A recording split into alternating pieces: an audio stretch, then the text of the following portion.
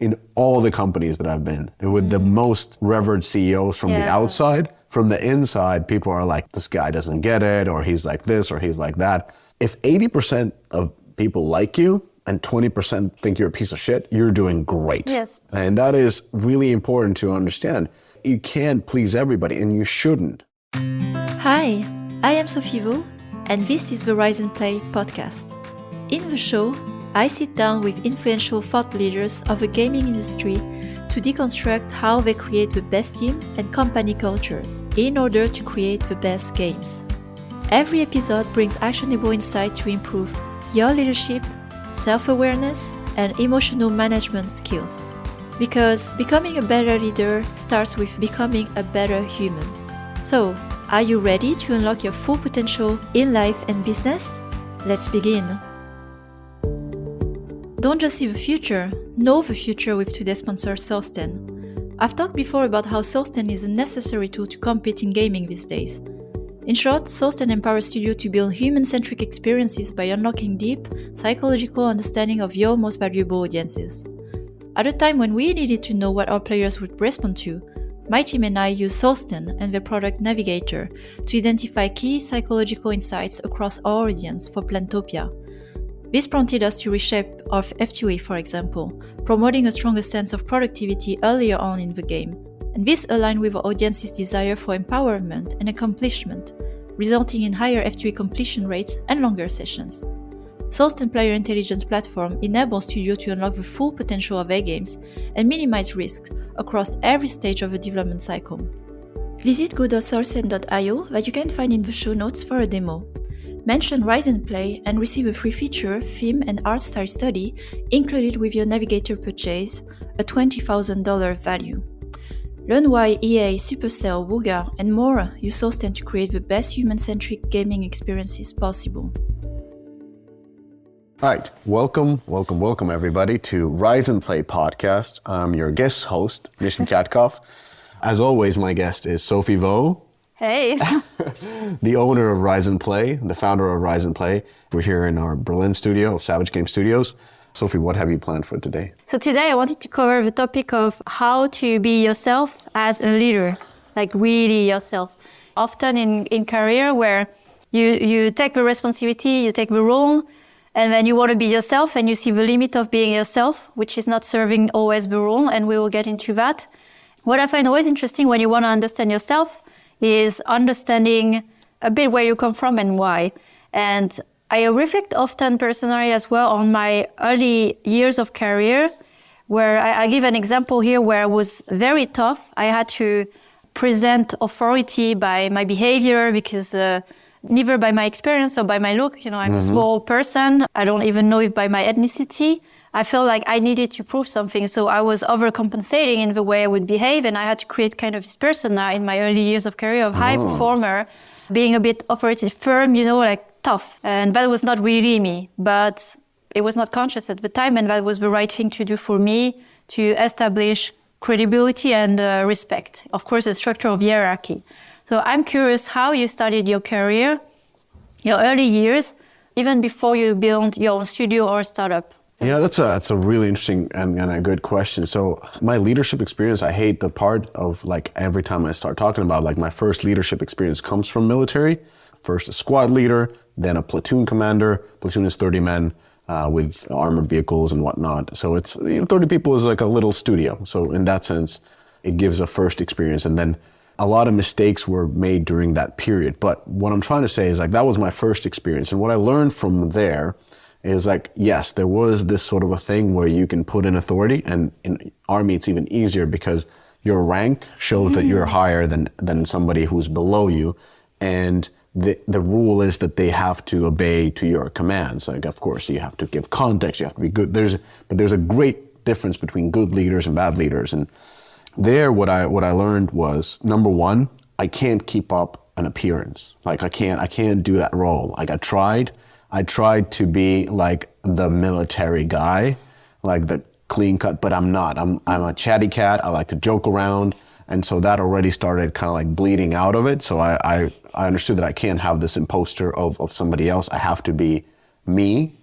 And then I also learned to look up to a lot of leaders And the leaders that I first looked up to was for like those squared ones, you know what I mean, who were like the lieutenants and the captains that were very like, you know, like, oh, that's a perfect military guy, like exactly like you could imagine. And then I would kind of like start switching my like, no, actually you're more like this captain over there, who are more personable, who have a persona, but they still can command because they you know, give great context, they're very approachable, and they show a great example. And so I started mimicking my way towards something that I can actually upkeep. And that was like on a high level, my biggest learning is like, I can't keep up a persona. I can be a different person in different stages, as you have noticed. I'm always the same. And that comes with the good and bad. Like what you see is what you get. So I'm always the same, no matter who I'm talking to. And that has become a problem. And it has become a problem over the time. So that worked really well when transitioning from my beginning of a product role to kind of like how to influence inside of a team as a product manager with nobody who reports to you, but you're influencing people who are a bit lower. Again, that ability to be personable, that work ethic that you can show, that those were kind of like my first qualities, not even leadership, but as a team member. And then I started moving, you know, from product position to game leadership position to studio leadership position.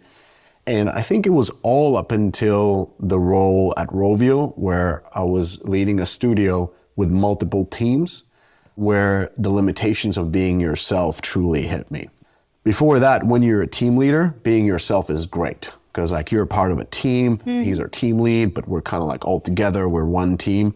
But once you start scaling it to multiple teams, and especially working with people who you haven't worked before, you can't really replicate that same personable yourself experience. And what will start happening is people will take snippets of you and formulate the rest of the picture. And you will be painted in a very weird way. And at that point, you have to start managing what is the picture that is being made of you, because you can't give the same amount of time, you can't give all the nuances to these people. And that sets the limitations of how, you know, whether you can be yourself and who is yourself as a leader of a larger group. And at that point, you have to start managing it. And at that point, you really have to get a perspective on yourself, because people will paint a picture of you that is not you. Yeah, very interesting points I would like to take a pause on to reflect, especially we were together at the same time at Rovio. And maybe I can relate to the part, like I probably painted a picture of you that was based on some snippets, and even like snippets that people talk about you, right? People will start to draw a picture of you based on your title. How much were you aware of those snippets, of those, how others could perceive you? How much were you aware of this discrepancy? And what were you doing about it? Did you even care about it at all? I'm really curious how it felt for you, because I was observing it from outside, and I did not know, of course, what was happening, but I can understand a bit more, some nuances of it today, knowing you. Yeah. No, I like, me today is very different already from me in Rovio. Like that was a great learning experience, let's put it that way. So you either win or you learn. The biggest issues that I had in my style of leadership, I was a very independent thinker. So I didn't involve others that much. I was just like, let me set strategies and so forth, and then we just start banging against those. And that was like, this is something that I worked with an executive coach back then. And a lot of my issues came from is because I was two things. First of all, not inclusive with my work. And that really limits how much buy-in you can have and so forth. And secondly, having too many different conversations with too many people, where that set up a perception that I have hidden agendas and so forth. So like the biggest influence that I learned from there, and especially in my leadership style, is like being very inclusive in decision making. Like sometimes you even say like, I don't make enough decisions, because that might be true. But again, it's like you have to understand the continuum of like I was making all the decisions to now I'm like, let me listen to everybody before, you know, we start formulating and then aligning everybody. And the second thing is like, the communication has been the difficult one, is because now I'm trying to communicate as I tried to be very open in communication and in the beginning of Savage, and that backfired in the sense that it creates too much stress to people. They can't handle information. But the learnings and the kind of like from Rovio to Savage has been first of all, being very much inclusive with decision making with the team member, not with everybody, with the team I'm working with. So in this case, management team. And the second one is being very, very deliberate. And something that I'm working being is very, very slow in the communication. Like, for example, we've been working on product strategy, and I've been rolling it out so slowly that I'd be like, is this still happening? But it's actually the correct speed in my experience, because like it will never end. It's like a slow wave hitting against the walls, and then people kind of understanding and so forth. It could be a little bit faster, but anyways, like my problems were too fast in communication, too independent in making decisions, and too quickly because I was thinking independently and communicating independently. I might switch what I was talking about, and that gave the feeling to people that everything is up in the air, even though I was talking hypothetically or just mentioning some things, and people were like, "Oh, we're going to a new direction." It's like, no. So that is kind of like something that I'm still working on. Is, as you put it, it's the layers of communication, the layer 1, layer 2, and layer 3 of communication. Those still cause problems. Yeah. Here, like for example, saying whatever comes through your mind, being yourself, not having any filter. How did you realize that this has to change? And it's really hard to change because it's part of you. It's your habits. It's the way you are. How do you change that? Did the executive coaching help in any way? Or what were the tools to at least try to mitigate that? I think for me, it just came through, as always, through mistakes. The first one that I had, like, I just didn't really vibe with him. It was assigned to me.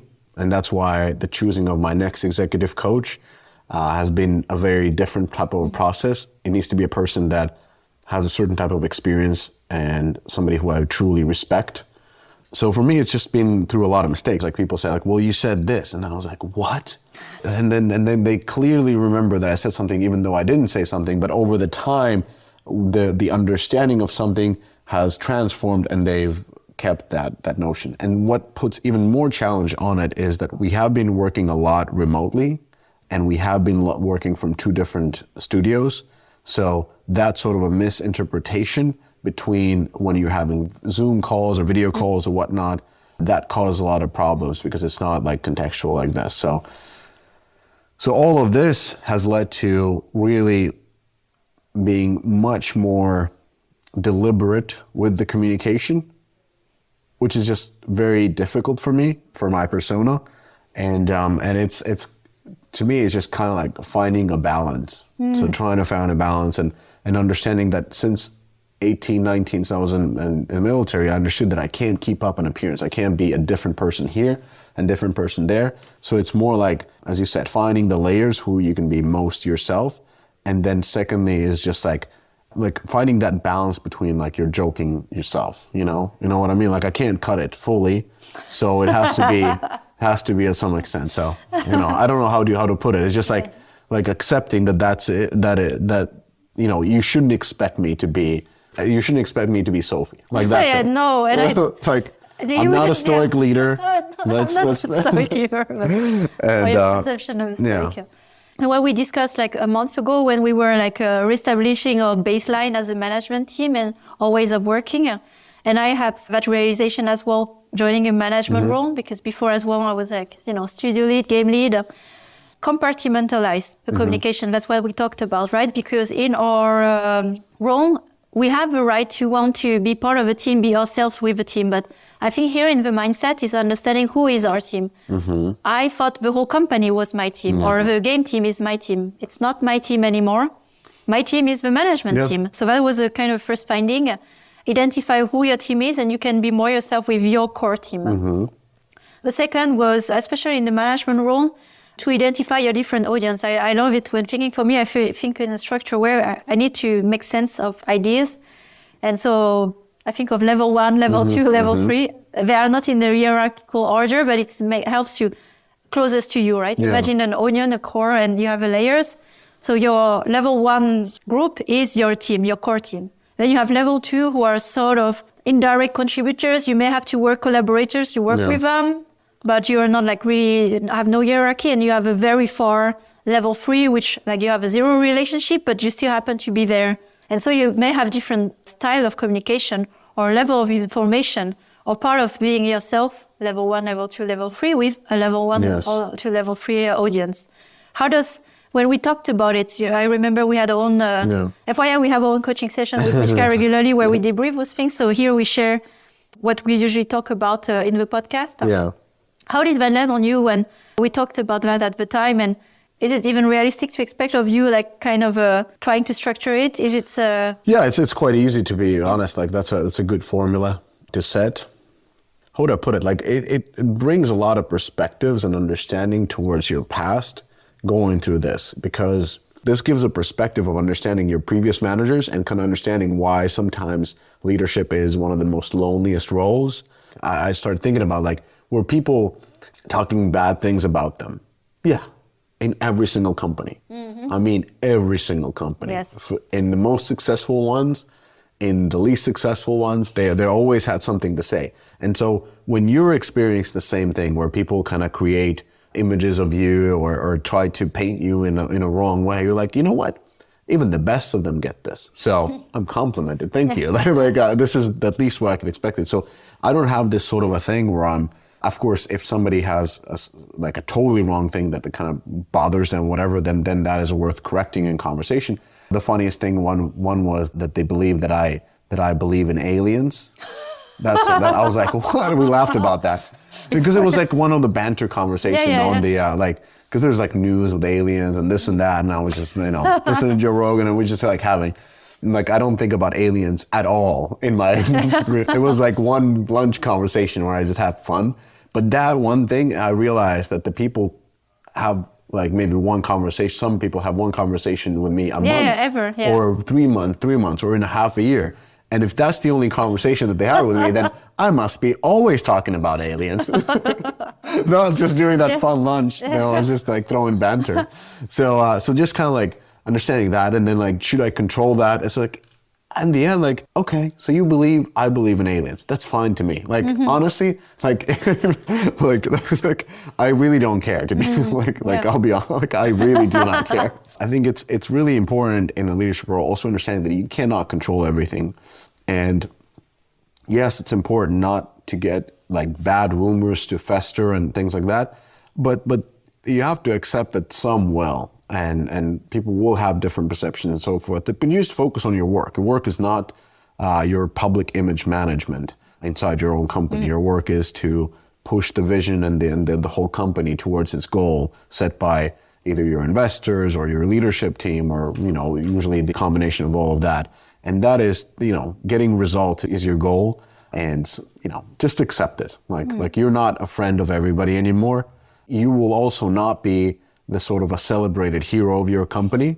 That is something that like many people who start their company, the CEOs, do not understand. Like they will not, like your team will not be like, our CEO is the best. Like they will always like have something bad. Like the game director might be the best, the HR is the best, the office admin is the best, but the CEO is dumb. Like no, that's the dumbest person.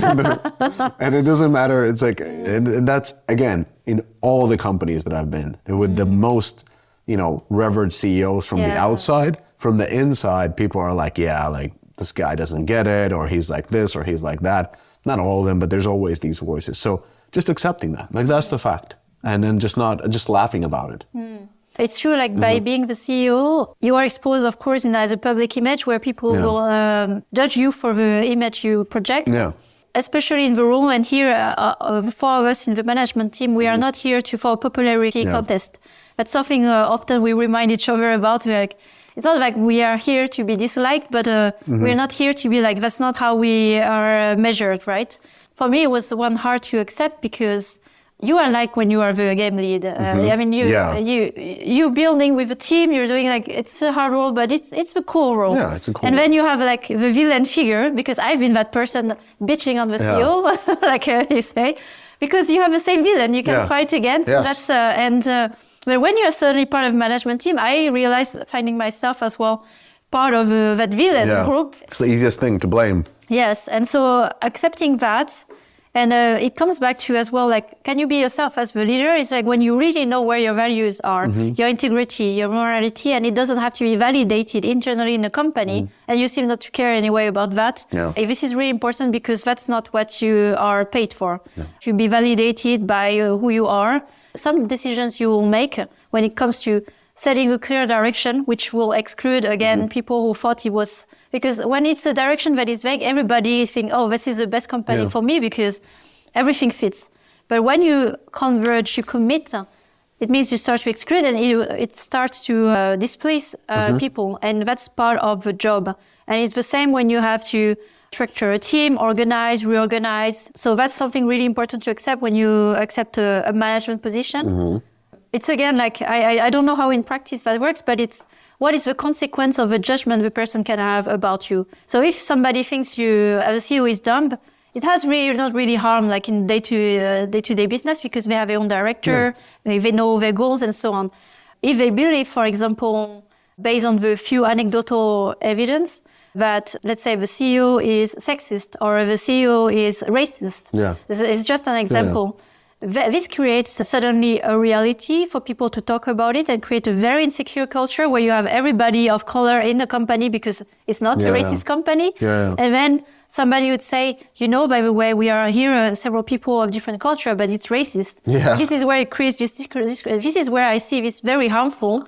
And when you hear about those things, like, it's suddenly, where is this coming from? And it's really hard to change. So I find the tricky part here to even understand the impact of what you share and how it could be twisted to really some really dark realities. Like, I'm giving an example here, but again, it's like, yes, there are people who impact that, but it's not everybody. You know what I mean? It's not everybody in the company whose opinion I care. It's actually a very small percentage. And the second thing that was the best advice that I got from military was from the captain that I really admired in the officer school. He said, if 80% of people like you and 20% think you're a piece of shit, you're doing great. And that is really important to understand. Is like, you can't please everybody and you shouldn't. Like, I'm still keeping that 20%. If it's over that, something miracle is happening.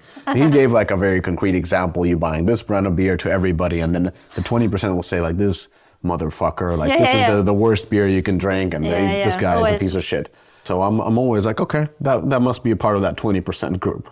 That's how I'm in. But also like going on like you said, like sexism or racism or that kind of stuff.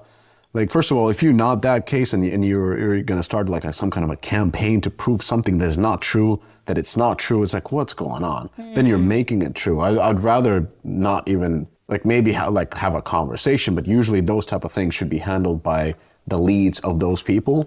To be like, they can raise it with their leads. It's like, is this the case in this company? Is this happening? And if you are truly if you're not a bad person and you have a good relationship with your leads, who have a good relationship with their leads, etc., they will say like, no, of course not. Just like with the with the craziest comments that, you know, the game director might have heard, and where he was like, just laughs at them. Like, what are you guys talking about? Like when did you even come up with this idea? So and then things get dissolved because it's not true. Yeah, exactly. The way you have the most correct picture is you have good relationship with your L1s, with your own team. And you have an existing relationship with L2s. So let's say you're part of the management team. Let's say you're head of technology. And you have a good relationship with your peers in your management team. And then the L2 for you might be the directors of technology in different game teams, as well as in the central tech services. And you have a good relationship with those, then the level 3 would be individual programmers. You don't need to have the relationship with individual programmers, because if they think something or if they have some kind of a picture, they will talk to their directors. But you already have an existing good relationship with the directors that can correct and say like, well, no, and then, well, yes, and like, well, this is what he meant, and so forth. So having those relationship and with the L1s and the L2s, I think is enough. I want to give an example back. If some of you are finding themselves in places where either you believe or you heard that someone thinks it's sexist or racist, it's really important to look again at data. And here, that's why, even if that was a rumor that was true, I don't recall like there was really in those words, but I feel very confident that's not the case by the actions, everything we've done here. And I have visibility on that. But sometimes people don't have visibility on the good actions because it's things in background. You know, like everybody enjoy the results of it, but they don't see the choice that led to the result. Yeah. And so it's not like about justifying our work, but it's always making sure, is this reflecting a reality? So our duty, our job is, when we hear something, is that true or not? If it's not true, we don't have to correct it all the time in the true because we are doing the right thing. But if it's something a little true, this is our job to correct the action, to make sure that we are not the company that we don't want to be. Yeah. So, yeah. Again, it's as you said, like good aligned relationship with your L1s and L2s, and L1s especially, and then the L2 is like frequent, maybe monthly one-on-ones and that kind of stuff. Like make them bought in for the strategy and have direct communication channel with them open if need be.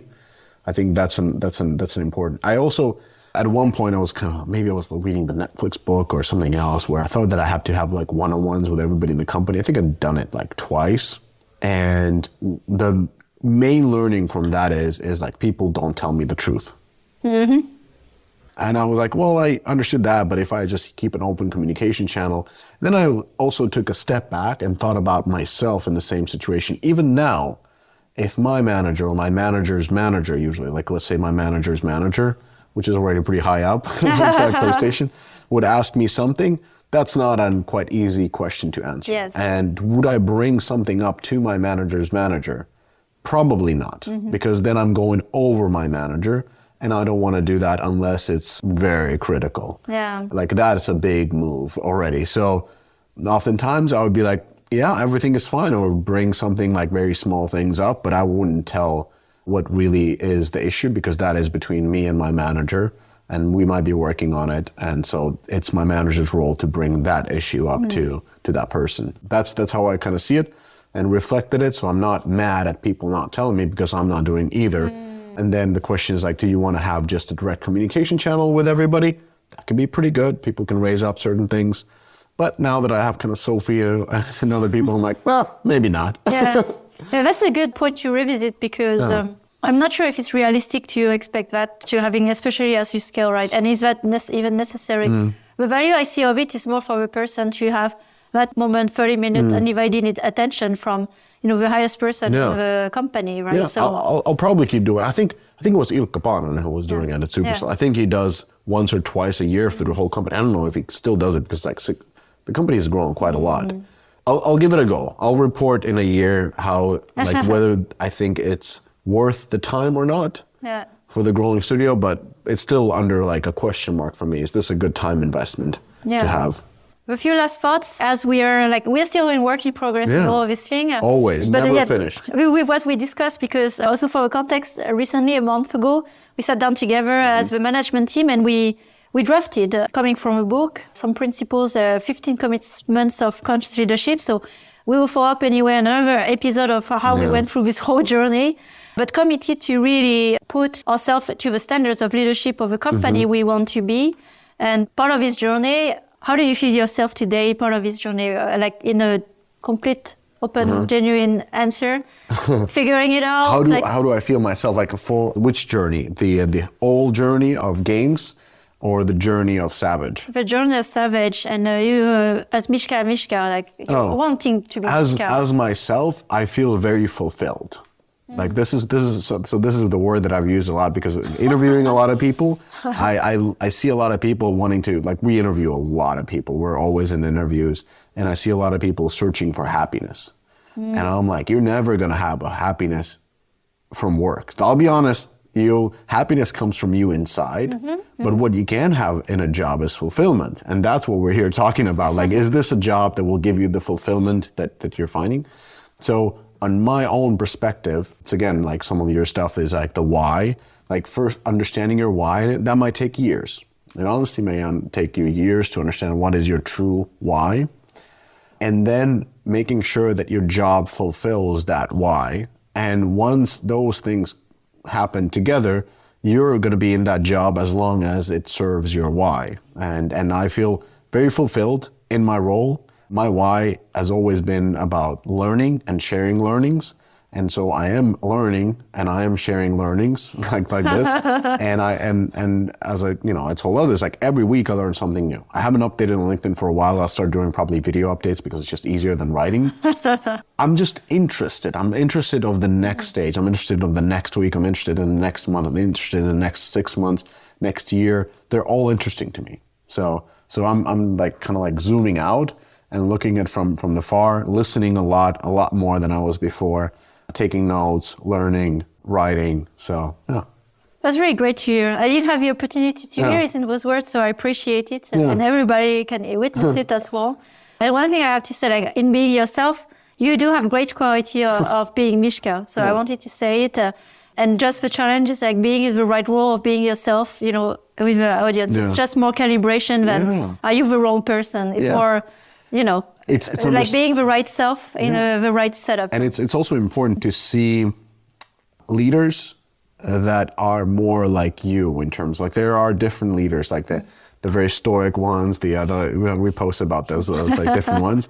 And once you see a leader who you respect and who has the same qualities, like for me, it's like a very chatty, very extrovert leader with an analytical mindset and so forth. Like I was like, oh, that's like who I want to be. And I love being with those type of leaders, learning from them and so forth. So kind of like understanding you can't be something you're not. Like if you try to mimic yourself as some people do, like Elon Musk and that guy, like Steve Jobs, like what are you guys doing? Like you've never met those people. You don't like pick somebody who you actually see, who's close to you, who you can learn from. That's the most powerful thing. So you have that north light and then understand that you can't please everybody and that you always have to find fulfillment in your job, and that will be found when you understand your why. Like, why is it that you're doing? Is it money? Is it status?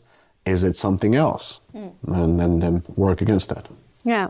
When I think of the leaders you want to be, I would definitely say, you don't want to be someone else. And I think it was where I read from Adam Grant.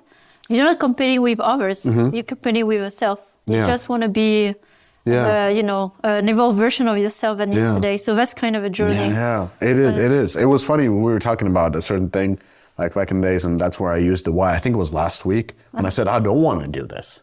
Like, this is not me. Like, this is only good for my ego, and everything else is not it. And that was like, it was a good self-realization for me as well, is like knowing also when to say no to different opportunities by just understanding, like, this is ego talk. This is not you. This is not every day. Like once you get there, you'll be actually miserable. Yes.